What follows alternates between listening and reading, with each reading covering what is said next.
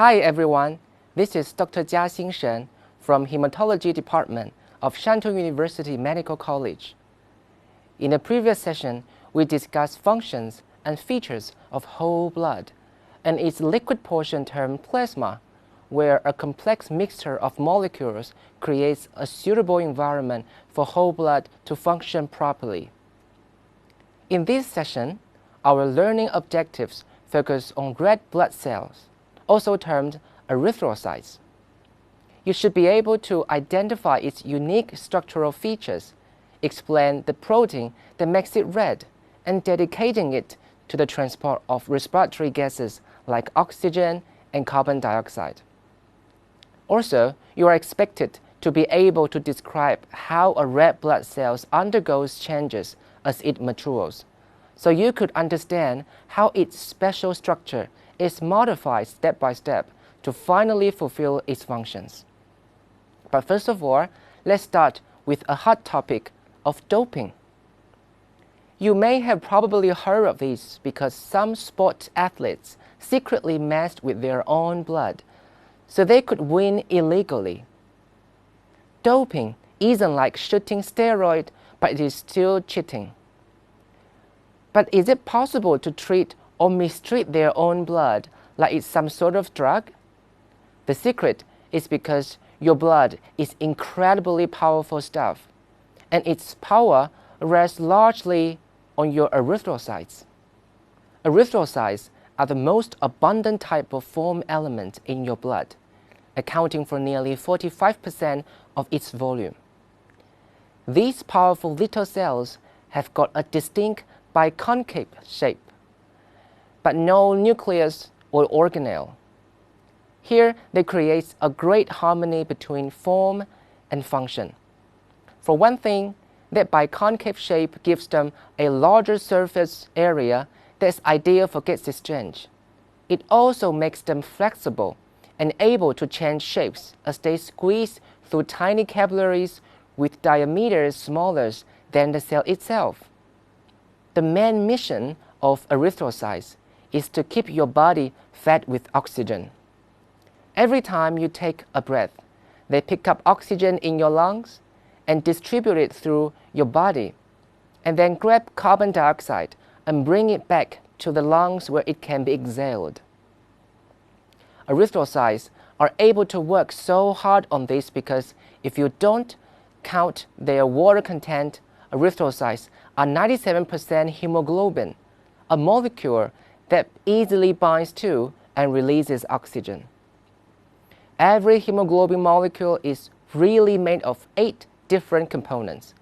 4 of them form a red pigment called heme, and the other 4 creates a protein called, you guessed it, globin.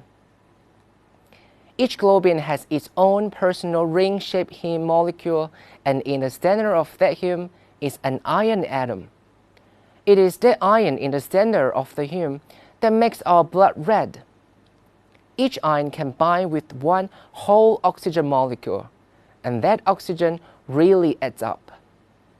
Since you have 4 iron atoms in every molecule of hemoglobin, and every red blood cells contain something like 250 million hemoglobin molecules, that means that each one of your red blood cells can grab about 1 billion molecules of oxygen. In the lung, oxygen binds to iron atom to produce oxyhemoglobin, where in body tissues, oxygen is dissociated from the iron, producing deoxyhemoglobin. Red blood cells don't live very long, surviving an average of only 120 days. So what does the brief but glorious 4-month life of an erythrocyte look like?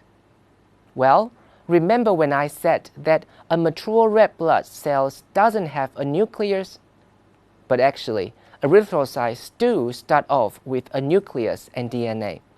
The whole process of forming red blood cells called hematopoiesis happens in your red bone marrow, which is mostly made of reticular connective tissues. It owns a name of hemocytoblast, or a specialized stem cell which soon differentiate into an early erythroblast. Then it starts making a whole bunch of ribosomes, the organelles that manufacture tons of hemoglobin as the cell transforms into a late-stage erythroblast. When enough hemoglobin is accumulated, it throws away most of its organelles, which causes the cell walls to collapse a little, giving it its biconcave shape. So far, this whole journey has taken about 15 days. When it is finally filled just with hemoglobin, it leaves the marrow and enters the bloodstream. At this time, you officially got yourself a matured red blood cell. Yes, as you can guess, they just get rid of nucleus and organelles because their entire purpose for existing is to accommodate hemoglobin, which needs extra room for oxygen.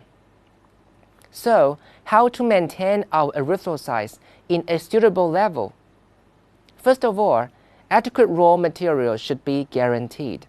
We already know iron is essential for hemoglobin synthesis. 2 B-complex vitamins, vitamins B12 and folic acid are needed for normal DNA synthesis. Even slight deficit would jeopardize rapidly developing erythrocytes. Then, what may happen if you are hiking in high altitude or hemorrhaging or experiencing anything that creates a drop in your blood oxygen levels? The body will take notice and trigger the release of a special hormone, the erythropoietin, or EPO. It is produced mostly in the kidneys, but also in the liver, and is constantly circulating in the blood.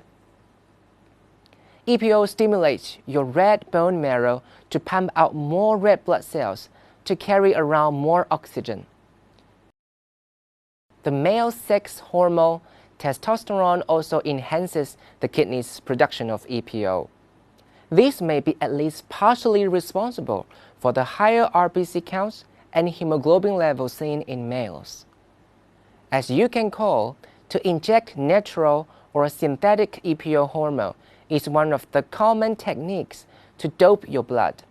But no, this is considered unethical and banned from the Olympic Games. When these cells get old, they turn rigid and their hemoglobin starts to fall apart. Luckily, these tired old cells get trapped and then basically ambushed by big macrophage white blood cells in the spleen, liver, and bone marrow. The globin proteins are broken down into amino acids, which go back to be used for making other protein. Iron from the heme group is separated and either bound to proteins and stored in the liver or put right into a new hemoglobin molecule. And the heme turns into bilirubin, a yellowish pigment that goes to the liver where, along with bile, are secreted into the intestine and eventually leaves the body in your feces. Disorders in erythrocytes are roughly classified as anemia or polycythemia. Inadequate blood oxygen level is the hallmark of anemia. Lethargy, pallor, shortness of breath, or even decreased hearing or vision are the most common complaints of anemic patients. Clinically, anemia is categorized based on various causes: blood loss, like chronic hemorrhoidal bleeding, not enough production, ranging from lack of essential raw materials to complete and utter failure of the red bone marrow, like aplastic anemia. Too many red blood cells destroyed, such as thalassemia and sickle cell anemia. Meanwhile, conversely, polycythemia is abnormally abundant erythrocytes that increases blood viscosity, causing it to sludge or flow sluggishly. Physiologic polycythemia occurs in individuals living at high altitudes where oxygen availability is less than at sea level. Many athletes train at higher altitudes to take advantage of this effect, a legal form of blood doping. The logic is that more red blood cells equals more oxygen being carried to your muscle and therefore better physical performance. Okay then, today you have learned about the structure and functions of your erythrocytes and hemoglobin which they use to carry oxygen. We also went through the formation and life cycle of a red blood cell and studied how their levels are regulated. The example of doping can help you recall the key points easily. And that's all for this session. Thank you and see you next time.